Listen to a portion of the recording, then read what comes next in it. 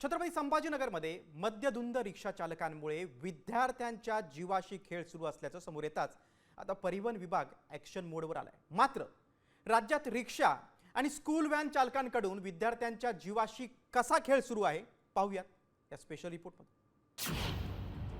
मद्यधुंद रिक्षा चालकाचा मुलांच्या जीवाशी खेळ।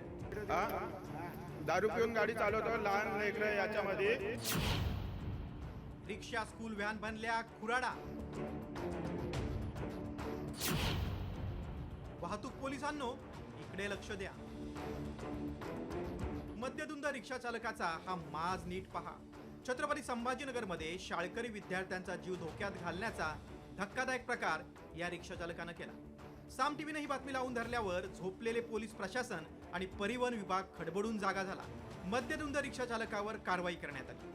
दारू मद्य सेवन केलेला रिक्षा चालक लहान मुलांना रिक्षातून नेताना दिसत होता। त्या अनुषंगाने आम्ही कालच त्याला ताब्यात घेऊन त्याची रिक्षा जप्त केलेली आहे। जे बेशिस्त रिक्षा चालक आहेत, नियमांचा भंग करतात, वारंवार दारू किंवा इतर कुठले ड्रग्ज म्हणा असं सेवन करतायत, अशा रिक्षा चालकांवर आम्ही 2 दिवसापूर्वीच कारवाई केली होती। दुसरीकडे छत्रपती संभाजीनगरच्या औरंगापुरा भागात वाहतूक पोलिसांनी चक्र फिरवत शाळा भरण्याच्या वेळेतच तपासणी मोहीम हाती घेतली। मात्र त्याच वेळी 4 सीटर रिक्षातून 8 ते 9 लहान मुलांना कोंबड्या बकऱ्यांसारखं कोंबून नेलं जात असल्याचा धक्कादायक प्रकार साम टीव्हीच्या समोर आला। 1 नंबर तू 2 3 4 5 8 9 किती मुलं? 8 मुलं आणलेत।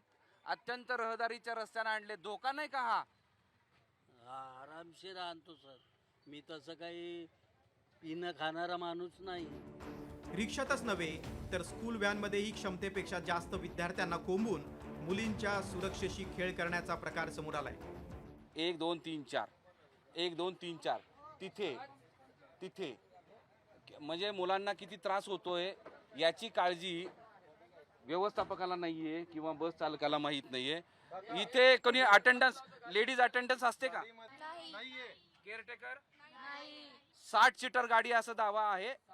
इतकी 63 मुलं इथं आहेत। आता सांगा की खरंच आपली मुलं, शाळेत जाणारी मुलं सुरक्षित आहेत का? स्कूल व्हॅनमधून 60 ते 65 विद्यार्थ्यांची जीवघेणी वाहतूक सुरू असल्याचं निदर्शनास येताच आरटीओने ही कारवाईची भूमिका घेतली। याबद्दल आरटीओ कार्यालयातर्फे कडक कारवाई केली जाईल। ह्याच्यामध्ये जे ड्रायव्हर्स आहेत, जे लहान मुलांची, विद्यार्थ्यांची वाहतूक करतात, याशिवाय जे पॅसेंजर वाहतूक करतात, त्यांच्यासोबत एक मोठी जबाबदारी असते।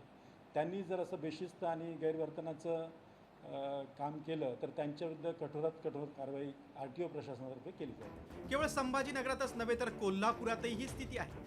ज्या रिक्षेत केवळ 6 ते 8 मुलं बसणं अपेक्षित आहे, तिथे अक्षरशः 12 ते 18 मुलांना कोंबून शाळेत नेलं जात असल्याचं साम टीव्हीच्या कॅमेऱ्यात कैद झालंय। मात्र या धोकादायक वाहतुकीची ना शाळा प्रशासनाला काळजी ना आरटीओला याचं सोयरसुतक। सध्या कोल्हापुरामध्ये अनेक शाळांमध्ये आम्ही जाऊन आढावा घेण्याचा प्रयत्न केला। ड्रायव्हर आहेत ते अधिकृतरित्या शाळेशी संलग्न असल्याचं आपल्याला पाहायला मिळालेलं आहे।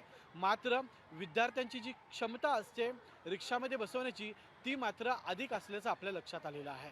त्यामुळे आता पालक आणि आरटीओ या संदर्भात कोणता निर्णय घेतात, पालकांना खरंच आपल्या विद्यार्थ्यांची काळजी आहे का, असे अनेक प्रश्न या निमित्तानं निर्माण झालेले आहेत। नागपुरातही 24 सीटर बसमध्ये 30 मुलं कोंबल्याचा प्रकार समोर आलाय, ज्यामुळे पालकांनीही स्कूल व्हॅनमधील वाहतुकीवर नाराजी व्यक्त केली।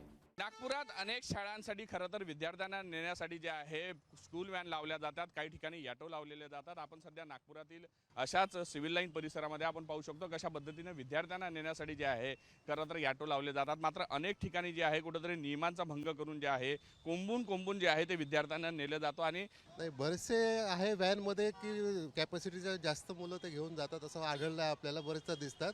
तर तेवढं केअर आता त्या व्हॅनवाल्यांनी घ्यायला पाहिजे आणि शाळांनी पण तेवढं घ्यायला पाहिजे।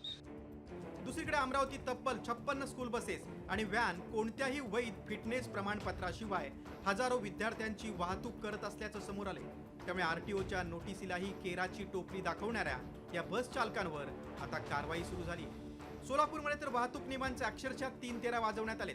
एकाच रिक्षेमध्ये तब्बल 20 लहान मुलांना कोंबड्या बकऱ्यांसारखं कोंडण्यात आलं होतं। काही मुलांच्या स्कूल बॅगा रिक्षाच्या बाहेर हवेत लटकत होत्या। त्यामुळे मुलांच्या सुरक्षेचा प्रश्न ऐरणीवर आलाय। या संपूर्ण गंभीर प्रकारात जेवढी चूक बेजबाबदार वाहन चालकांची आणि सुस्त प्रशासनाची आहे, तेवढीच चूक पालकांची आणि शाळा प्रशासनाची आहे. आपल्या पाल्यांना मृत्यूच्या सापळ्यात कोंबून पाठवताना पालक इतके गाफील कसे राहू शकतात? तर वेळेवर फी घेणारी शाळा विद्यार्थ्यांच्या सुरक्षेबाबत कशी काय दुर्लक्ष करू शकते? मुलांच्या जीवाशी सुरू असलेला हा खेळ नेमका कधी थांबणार, हा खरा प्रश्न आहे. नागपूरहून पराग ढोबळे, कोल्हापूरहून रणजित माजगावकर आणि माधव सावरगावे, छत्रपती संभाजीनगर, साम टीव्ही.